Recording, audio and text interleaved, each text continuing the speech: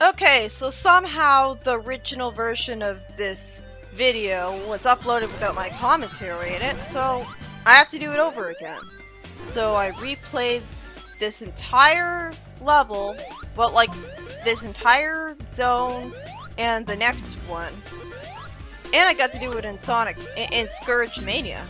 I really love that I actually got the Scourge Mania mod to work, by the way. That's the only way I ever play the game now. I love that they have that effect where the fire actually sets fire to the oil. And of course, because you have the fire shield, it doesn't kill Sonic. And I love the music for this level. But unfortunately, the level's still pretty annoying. I mean, Oil Ocean and even Lava Reef Act 1 aren't as...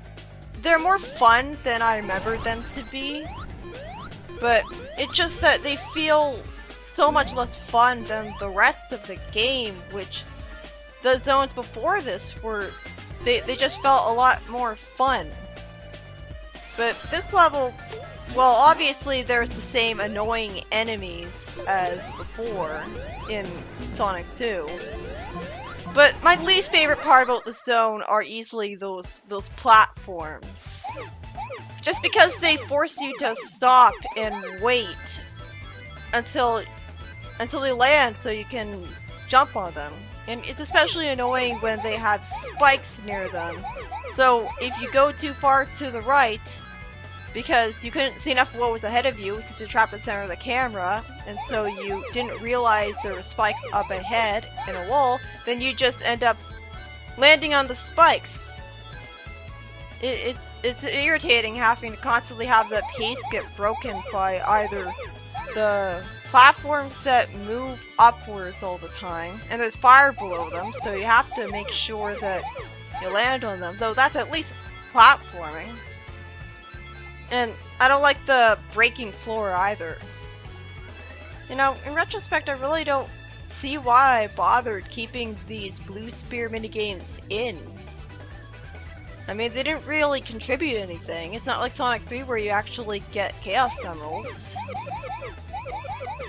I like the fact that they added in new spears for like the... But I've never played them. I think it's the Blue Spears minigame in this game specifically that has new spears in it. There's some other weird names for achievements in Sonic Mania, from what I've read on Sonic News Network at least. That's where I'm getting all my trivia from.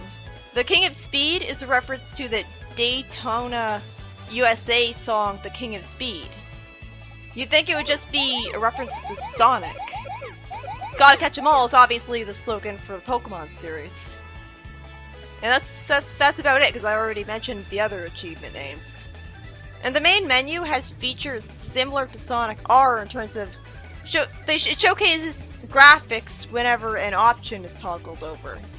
The music played during the secret ending of a Knuckles and Knuckles playthrough is apparently a remix of This Horizon from Knuckles Chaotix, so, well, that's good. I wish the trivia here that I'm reading off of, instead of saying This Horizon, actually said the name of the level, because then I would actually know what it's talking about.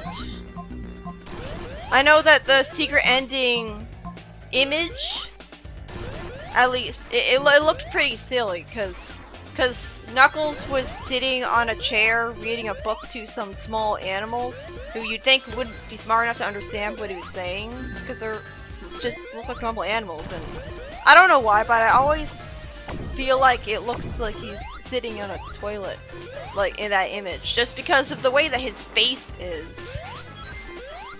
I hate these elevators. I mean, like, the way that they completely break the pace by forcing you to stop. It's like, this is exactly why I don't like that enemy. It feels like there's so many times where it'll start shooting that projectile directly ahead of it the minute that you're in front of it. It wouldn't be so bad if constantly in the level you would have a shield that would reflect its projectiles, so it'd be fine. And you could easily have the means of avoiding that being cheaply attacked. But like then you have like these seahorse enemies.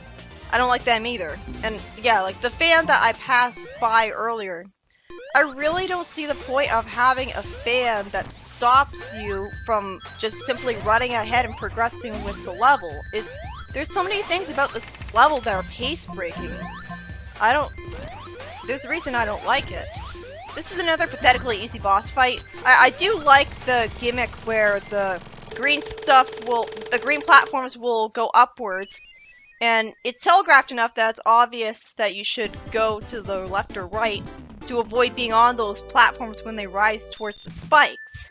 But as it stands, just keep on jumping into him. And I like how he changes color when he goes into the background, so it's obvious that you can't attack him. I wish they did that for Metallic for Stardust Speedway's boss fight.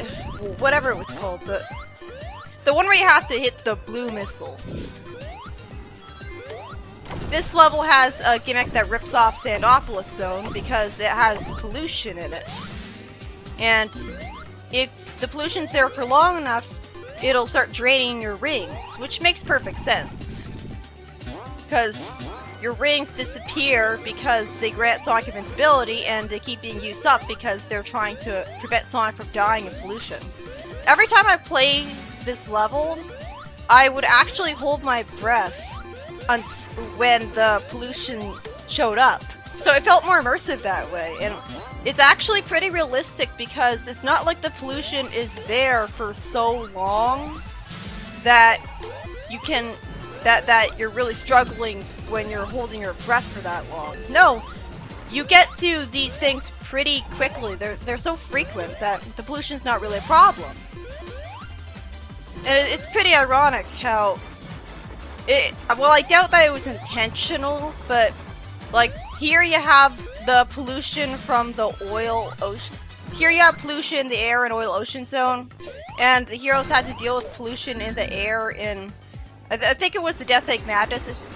This is exactly why I hate these platforms sometimes, but yeah, I think it was the Death Egg Madness in Archie Sonic that had pollution like this too. So it's like it predicted the future. I'm glad the game updated to remove the terrible Metal Sonic race and replace it with Metal Sonic High. I'll never get to play it though. See, these cannons are another pace breaker. Because should it really be necessary to have to go into so many of them at once where nothing's really happening? And it's so easy to fall onto those moving spikes on that horizontal platform. Because, again, you're trapped in the center of the camera, so you don't have much time to react to what you're jumping towards. Usually I just hold right and mash the A button and hope for the best, because I can't really see what's in front of me, so I'm hoping that when I'm jumping, that'll hurt the enemies that I have no way of reacting to in time. But like, see, it was so pollution heavy there that I couldn't actually see that pink enemy because it blended in with the pollution there. And that's the problem, like, when the pollution gets so thick, you actually can't see the things that you're supposed to hang off of to get rid of the pollution. But fortunately, the pollution's nice enough to magically disappear when you get to the boss fight. So that was very generous of it to do. This boss fight is not generous though. I'm used to boss arenas in Sonic games having rings in them. Well, like maybe it's just, I mean that wasn't really a classic Sonic thing at all. That was like the Rush games, for example, and like the modern Sonic games. But I feel like with a boss like this, it really should have rings all over the arena. Like that's the biggest problem with this boss, because it's so easy to get hit by it. Like this is pretty easy to avoid because you just jump into the oil. Like I actually, it's kind of fun jumping over the beams.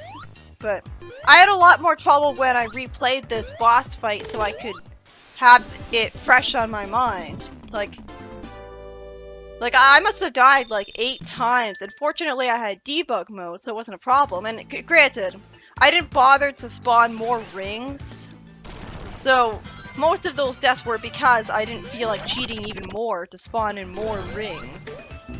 But I feel like that boss, like, the platforms go down to make sure that you can't cheat by always staying in the oil. So I guess that's a good attention to detail, but then you have, like I was complaining about pace breaking earlier, this is the definition of pace breaking. Because, while it's interesting in theory, it takes so long to make it progress a single step. Like, I like that this zone is faster than the original version of it, but there's still pace breakers that don't deserve to be there. Jumping into switches, like, that didn't deserve to be there. There's no point to that, didn't add anything. The spikes show up so suddenly, with no indication that they're going to show up before they do. And, like, even when I replayed this level, I had a problem with this loop, because it just shows up out of complete nowhere and is barely there. And I really hate these things. It takes forever. It's so pace-breaking. I mean, I love it when Tails randomly decides to spin dash so that he's on the bike with you, so it goes down with you faster. Like, but that only happened to me once when I replayed this level. It's rare when he'll actually decide to help you. And I think he can even spin dash in the opposite direction and do the opposite of help you. Like there's no reason to have those bikes there, especially not multiple times, when you could just have it be much faster, just jumping down. I could understand them wanting to do something new with a gimmick, but since this is clearly not a good gimmick, they should only have done it once. There's so many things that are pace-breaking about this level, and I would like this level more if, well, Act 1's actually not so bad. It's Act 2 that I really got frustrated at. But, like, I like Sonic levels the best when they have either a lot of platforming that I have to think about, or a lot of speed. The Sonic levels that are the worst to me are the ones that are boring, because rather than having a lot of speed or a lot of platforming, I feel like I'm mostly just holding right or holding left and mashing the A button. And that's it. And that was my problem with Sonic 2 Past Chemical Plant Zone. And I feel like Sonic & Knuckles has the exact same kind of problem with its level design past Flying Battery Zone. And while this level's certainly faster than it was originally, but like that's pace breaking. The floor breaking and you have to stand there and wait for it to break over and over again. Like, it's not so bad, I guess, when it happens once, but even then, it would be faster to just let me drop down right away. Like, I play something like this, I'm thinking, oh yeah, this is totally what we want in Sonic. It's just so pace-breaking, it just takes longer for no good reason. Seeing those checkpoints reminds me that, like, obviously I think I did that on purpose because the Blue Spears minigames are so pointless. But, yeah, in Scourge Mania, the checkpoints are green. Like, they turn green to match Scourge's sprite. Like, the Scourge sprite in general looks fantastic. Like, especially love his smile when he's at the victory pose. I think it's just Sonic recolored, but with the glasses on his head, which look really good. And I like the added touch that when Scourge gets a Chaos Emerald, it's called an Anarchy Barrel. It's completely unnecessary, but it's charming. And it's actually pretty amusing that, well, it shows a lack of effort, but it's amusing that you can play as Scourge with Tails. So, like, even he wants to spend some quality time with them. But it would have been more effort to have it be Miles. But, you know, Tails works too. It's pretty amusing. Like, I never liked these gas enemies either. How, like, I barely ever get the effect where they drain my rings. Usually I just get hurt by them. I like the music for the stone at least. Like, I really like the music for the stone in general. Like, well, obviously, because the whole soundtrack of Sonic Mania is fantastic. But I don't know. I feel like this is definitely... The game gets kind of boring in comparison by Mirage Saloon Zone, and it doesn't pick up to me until Metallic Madness. And I don't like that enemy either, because I was clearly involved for him when I jumped into it, but it damaged me anyways. Like, it's frustrating to have enemies with spikes all over them, and you have to stand so far to the left or right of those rock enemies to avoid getting hurt when they explode. This boss arbitrarily is invincible from the sides, and you can always tell when a boss is invincible didn't actually get hurt when it makes a weird, kind of like a bumper noise when you jump into it. So instead, and it takes a while to figure this out, you have to stand exactly where the targeting reticule is and jump when long enough time has passed. But obviously it's not very intuitive that you should stay where you are when a targeting reticule is over you. It's a lot more intuitive to avoid it. If you didn't have the insta-shield, I mean, because my insta-shield, from what I'm seeing here, made short work of the boss anyways, but when I replayed this boss, I wasn't using the insta-shield.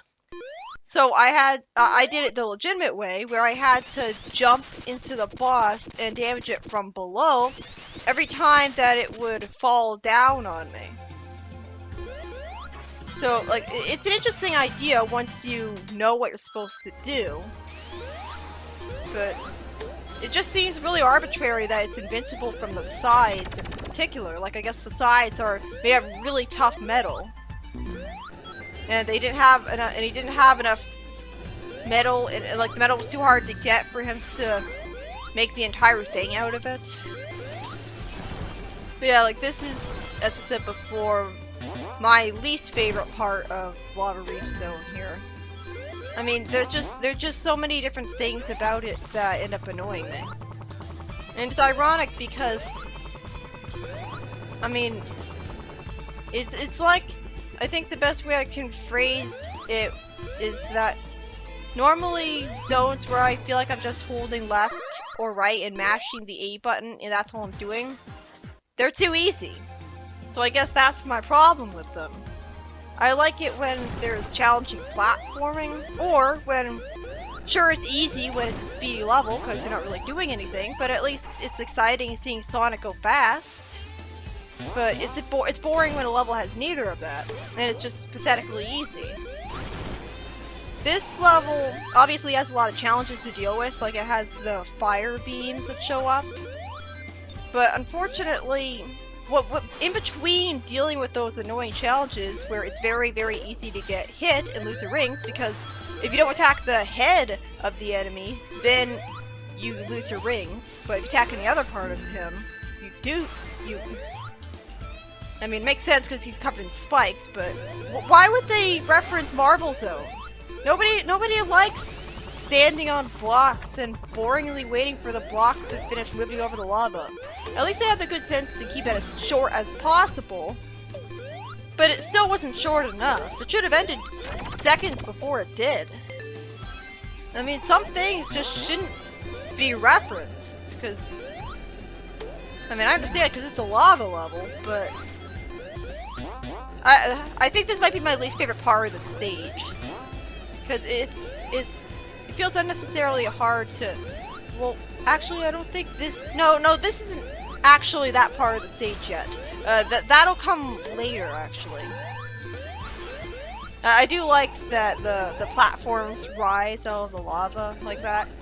Like, that's at least an interesting platform challenge. Like it's good when there is focus on platforming, but then we get sections like that just slow you down because you have to jump at the right time, or else you'll jump into the spike balls. This is my least favorite part of the level. I was actually lucky that I got hit by the spike ball by sheer random chance, and it sent me to the right, and I landed on the platform. Because I had the hardest time getting up here when I replayed this level, and I just went fucking and used debug mode instead. Which, thanks to a code, I can activate by pressing X. No, like, while it is really hard to time it right, jumping off that wall so you can land on that platform, this is my real least favorite part of the level. It doesn't give you any indication of what you're supposed to do. It doesn't have an arrow on it telling you, like, I remember I was holding, when I replayed this level, I held down for a long time. That didn't fling me up high enough. And I held up for a long time. That didn't fling me high enough either. So what was I supposed to do? So I just, when I replayed it, I just used debug mode to fly over it. Because that's not fun. Some things just shouldn't be referenced. I would much rather see a new gimmick that's fun than an old one that sucks. I hope nobody actually likes this part. Because why would they? I don't understand how this is fun. I mean, the spikes are there for a challenge, I guess, but the real challenge is just getting up there at all, and then I got so frustrated I ended up falling all the way back down. And then you have to go all the way back up, because vertical platforming. But yeah, the main menu of this game, toggling the options will showcase a sprite of the Sega Saturn gamepad. Obviously, I never had a Saturn. Well, maybe that's not obvious, but like, who has a Saturn? You'd be lucky to have it. It didn't. I heard it didn't do very well, obviously. How are you supposed to get that item without Tails or Knuckles? If Knuckles can, I feel like he can't climb on that. It just seems like the kind of thing that arbitrarily can't climb on. Why do you have those moving blocks from Spring Art Zone here? They're just pace breaking. Like that. The horizontal rolling pillars were they were pace breaking, and so were those. At least, like, when I replayed this level recently, I just badnik bounced on all of these things, so I completely skipped over having to use this thing. So that's actually a relief. Like, you don't technically need to use this here, because there's you could just badnik bounce to get to a lower route that way.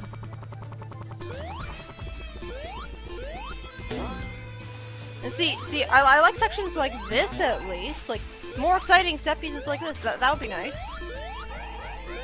But it's just so cluttered around. Because like right after the speed section, you have to really slowly avoid those spike balls. But I do like how there's just something that makes you go a little bit faster about the fact that you're moving along conveyor belts and you're jumping over the rock enemies. And like, I don't know, there's just something that's interesting about it. I used the drop dash by accident again. It seems like every time I kind of eventually tried to use the drop dash when I replayed this section of the game, but I couldn't do it. Like, it's like every time I want to use a drop dash, I don't. Oh, I activated it by accident, obviously. Whoops. Every time I want to use a drop dash, I can't because it takes too long to charge up with the A button, and every time I don't want to use a drop dash, it activates by accident. But yeah, I guess I was mashing the buttons, so I accidentally pressed X and activated debug mode. But yeah, like, that was pace breaking too. Like, jumping up a staircase, really?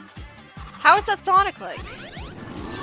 I wish I knew why, if you use debug mode in the wrong places, it'll glitch out like that with the graphics. I wish I knew everything about, like, game programming.